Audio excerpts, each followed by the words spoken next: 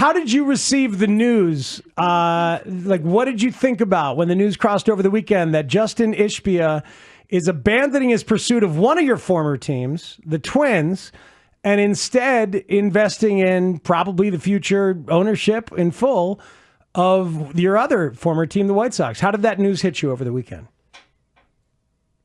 Let's go, baby. What do you mean? How did it hit me? Are you kidding me? How did it hit me?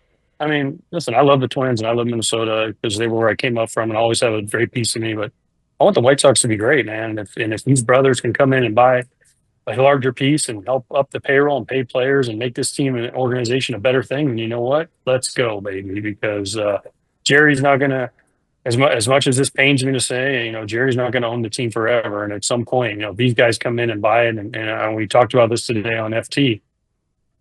I think they'd be the second richest owners in baseball behind Stevie Cohen. So, hey, let's go. They can start buying players and buying the superstars what you need to win in today's game. Yes. Yes, please. You know what they're going to become? What the Cubs should become, a powerhouse in the Central. Wow.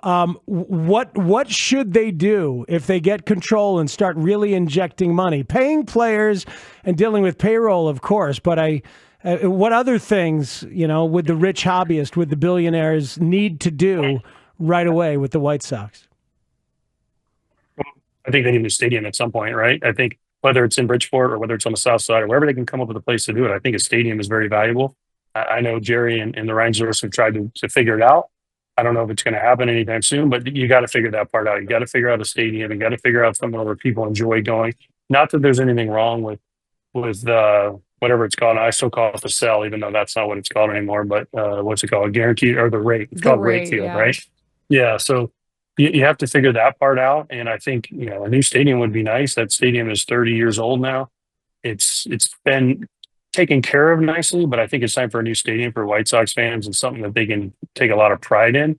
And somewhere that it's a destination, right? Like you look at Wrigleyville and there's bars, and Ricketts family has done a great job developing that with the hotel across the street and the restaurants and the little concert space and all that. But that would be cool, right? If the Southsiders could get something like that, like the Battery in Atlanta is kind of the mark that everyone looks for in Major League Baseball. If you could find something like that in Chicago, man, think of all the money you can make because people would want to go there, businesses want to invest there, people would want to stay around there. It is a gold mine. We've heard a lot about obviously seeing what the haves in baseball have done versus the have-nots, right? Steve Cohen is the face of that. Dodgers obviously just seeing the moves that they've made.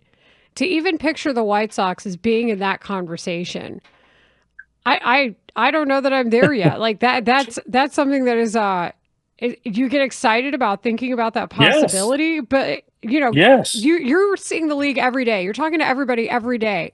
How do you picture that when you think of what the potential could be here?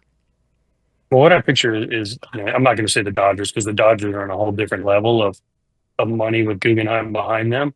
But look what the Dodgers have done. They won last year's World Series. They have Shohei. They go out and sign other players. But you know what else they do really well? They develop players. And the key to sustained success in Major League Baseball is not only do you go fresh sign free agents, but you also have to develop your own players. You have to draft well. You have to develop them and make them into major league players. If you look back the last time a major league team repeated was the Yankees, 98 to 2000, right? Well, who were their main guys? Ernie Williams, inside guy, right? Yankees signed, developed. Posada, Yankees signed, developed. Pettit, right? Jeter. Those guys are the core four that they call the core four. Those guys, guess what? They were all signed, developed in the Yankees system. And that's what you have to do. The Cubs, when they won in 16, what they had? They had a bunch of homegrown guys and they went out and supplemented them. The Astros did the same thing. They brought in Verlander, right, in 17 and went out and supplemented, but they had Bregman, Correa, Altuve. Those were all homegrown guys. You have to be able to do both. And if you can't do both, it's really, really hard to just go out and constantly buy the players because the Yankees couldn't do that for a long time with George Steinbrenner spending money. So are you able to not only, yes, go out and sign guys, but also develop guys in the right position and then supplement those with the superstars and the free agents that you need, whether it's a pitcher, whether it's a hitter. If you become really great at developing pitching, guess what? You need to go find some hitters. If you do it the other way, like the Cubs did, and you develop a bunch of hitters, what do? Lackey, Lester, right? Aroldis Chapman at the break. That's how you have to do it. You have to supplement your roster with the right guys. Well, and I even think of your former team in the Twins and how they really were able to recognize their weaknesses and use that to compete for a very long time, before the game changed. And I wonder sometimes if that is, it's easy to identify the players who have established themselves, right? But it's hard to find them. I think that's something that a lot of teams are still trying to figure out is how to find the brains behind the scenes to get that infrastructure in place.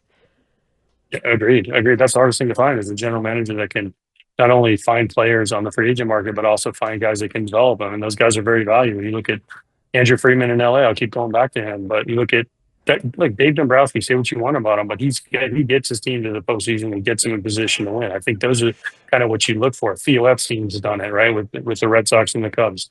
You got to find those guys. Those guys are hard to find, but when you find a good one, you need to hold on to them for a long time. And let's hope Chris Getz can get to that point one day.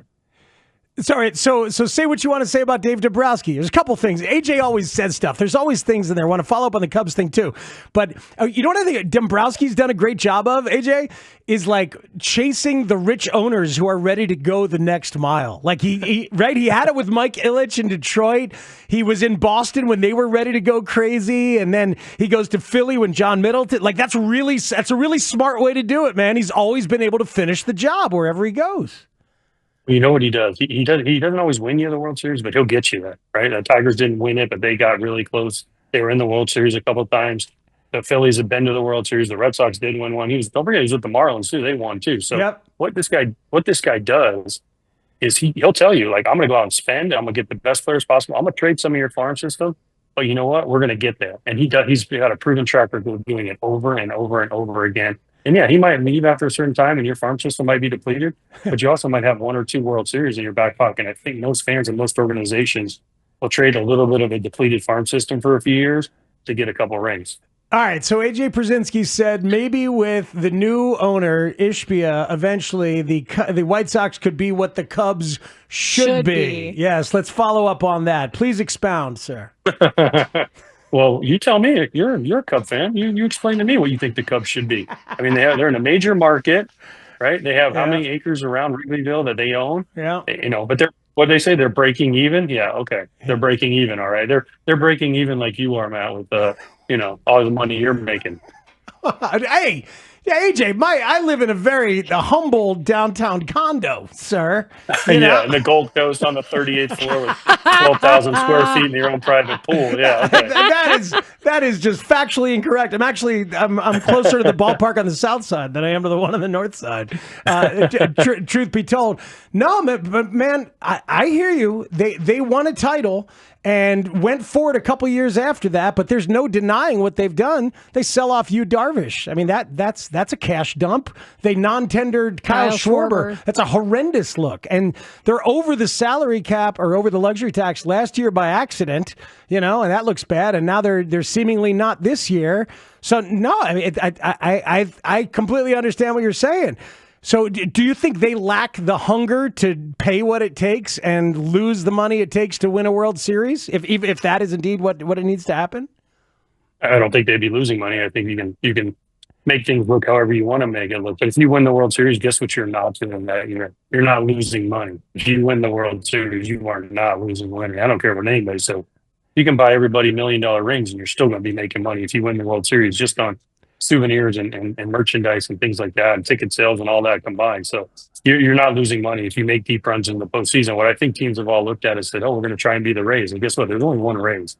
No matter how many teams try to make themselves the Rays, there's one. It's Tampa Bay. I don't know how they do it, but they just cycle through dudes. They cycle through players. They cycle through front office people because they all leave and go somewhere else. But they figured something out. And I think the Cubs the Cubs are in the NL Central, right? With Cincinnati, Milwaukee, Pittsburgh, right? All mid-major or mid to lower market teams that are in that division. So they should be dominating. It's like the same as the AL Central. If the White Sox want to put their financial might behind something, they should be able to dominate if they can get, if they have the revenue to do it. I think that's the big key is because of they have a major market advantage in an AL Central. I mean, Kansas City, Cleveland, Detroit, can be there sometimes, right?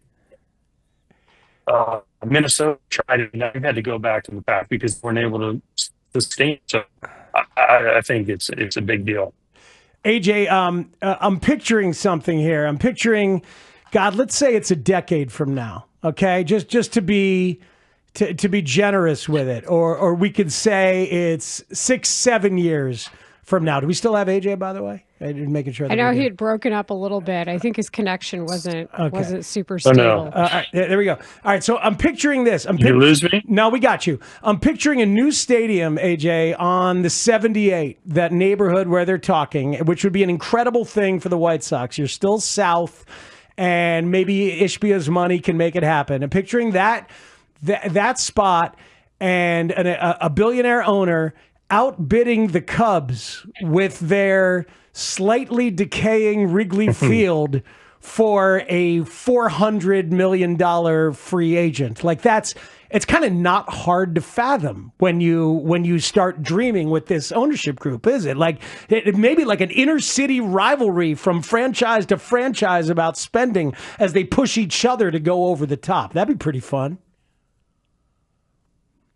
It'd be awesome, wouldn't it? That sounds like the Mets and the Yankees, right? With Juan Soto. Doesn't that sound very familiar? That would be kind of cool to have that stuff kind of going on. I think that the biggest thing is the stadium. You have to figure out a way to get a stadium done wherever it is, wherever you can get it done in a place where people want to go to. Again, I'll say it again, but there's also another team in Chicago looking for a stadium, and it's going to be tough as long as that big football team that is in Soldier Field is looking for $1 billion+ for a stadium, because the whole city loves the Bears. Only some of the city loves the White Sox.